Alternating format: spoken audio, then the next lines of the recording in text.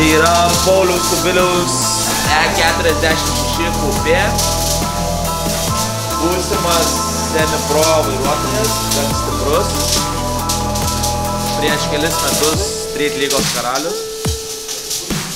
Maždaug turėsime kokius 600 arklių. Kažkur taip panašiai.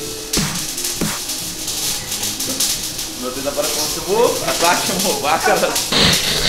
Kaip nekeista ir vėl sveikinus iš garažo, kur pagaliau pajudėjo sparčiau visi darbai prie Pauliaus mašinos, prie Pauliaus Kubiliaus mašinos. Visos detalės pagaliau jau buvo atvežtos į vietą ir buvo galima pradėti sparčiau rinkti. Tai Paulius, kaip ir daugelis turbūt pastebėjote, praėjusiais metais nedalyvavo varžybose. O kodėl? Labai nedaug trūko, kad išvažiavau praeitais metais, tačiau variklis nebuvo toks geras, kokio tikėjausi, tad labai daug problemų su juo turėjau ir nepavyko niekaip išvažiuoti į varžybas, tad dabar per žiemą jį pilnai perinkom, sudėjom kaltinius švaistiklius, daug naujų detalių, todėl tikiuosi, kad jau šiais metais galėsiu suvažiuoti šį sezoną.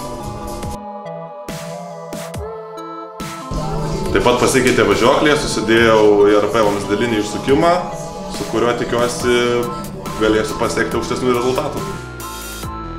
Nemažai numetėme svorio mašinoje, daug detalių pasikeitė į stiklo pluoštą, tiek priekiniai sparnai, tiek galiniai. Išsipjausti visą, galima sakyti, visa galinė mašinos dalis, todėl bus nebaisu dabar važiuoti maksimaliai giliai ir arti bortų. Jo, tai kas dabar laukia toliau, tai toliau manom, kad su šitą mašiną apsilankysim pas Valdą, pabaigę visus rinkimo darbus ir suksim ant stendas. Žiūrėsim, ką galėsim spausti iš šio variklio. Tikimės, kad dabar su perrinktais viduriais galėsim išspausti maksimumą, ką mums leis padaryti šitą turbinytę. Tai laukit naujienų ir tolimesnių žinių iš mūsų. Greito.